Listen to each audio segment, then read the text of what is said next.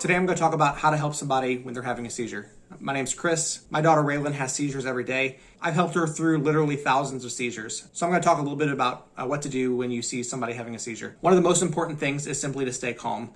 The person who's having a seizure is probably scared and panicked, but you don't need to be. You can be a calming and reassuring presence with them, and as they recover from the seizure, know that they're not alone.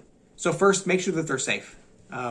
When somebody's having a seizure, they oftentimes convulse, and it's important to make sure that there's no hard objects around that they would hit their head on or maybe hurt their limbs on. And at the same time, make sure that there's no excessive saliva that they could choke on or aspirate on. Oftentimes when a person's having a seizure, they have excessive saliva that's building up in their mouth. And they can usually spit that out pretty well, at least my daughter does. But sometimes if they're laying on their back, it's easy for that saliva to gather at the back of their throat, and then they can aspirate or choke on it. So one of the best things you can do is simply roll them to their side or make sure that their head is to the side. And if you have access to a suction machine, you can suction that out. Now, if you've never used a suction machine before, don't try to practice this the first time. But if you know how to use one and you have access to one, that's probably a good time right then. Make sure that they don't aspirate on that saliva. A couple things in that process. They say not to put things into people's mouths while they're having a seizure. And that's true. They're breathing in and out very quickly. The one exception to that, of course, is the tube of a suction machine. Even then, make sure that you're not putting it too far back into the person's mouth. You don't want it to touch the back of the person's throat and cause a gag reflex that would cause them to throw up during their seizure.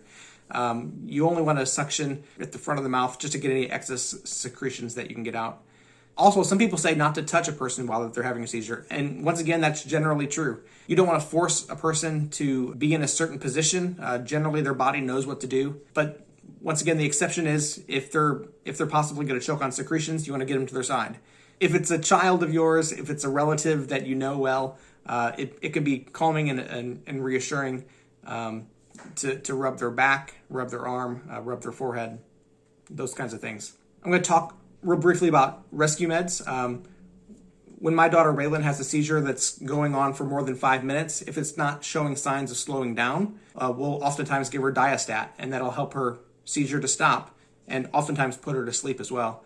If she's having several seizures in a row within a very short amount of time, we'll oftentimes give her clonazepam, and that'll help her to stop that cluster of seizures so that once again she'll probably fall asleep.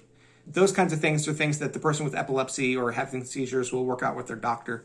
And if you're aware of them, make sure that you follow those protocols. And there's various rescue meds that could be used. 911 doesn't have to be called every time somebody has a seizure. If it's the person's first seizure, then absolutely call 911 so that neurologists and doctors can start being familiar with the person and their condition. If a person is having a seizure that's not slowing down with rescue meds, once again, you probably need to call 911. But with Raylan, we rarely need to call 911 anymore because we have a plan as to what to do when she's having those kinds of seizures. Most important thing about all this is just to be with them. Make sure that they're safe.